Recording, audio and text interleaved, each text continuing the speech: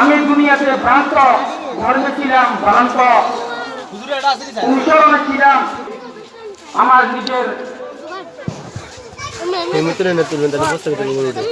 মর্যাদা দিকে দেখে আমি আমার ভাতিজা মুহাম্মদের ধর্ম গ্রহণ করি নাই,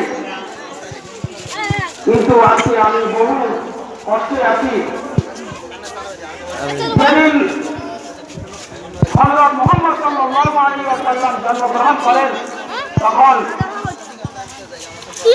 এক জাতি আবু জেহেলকে সুসংবাদ দিল যে আপনার ভাই আব্দুল্লাহর একটা পুত্র সন্তান হয়েছে। তখন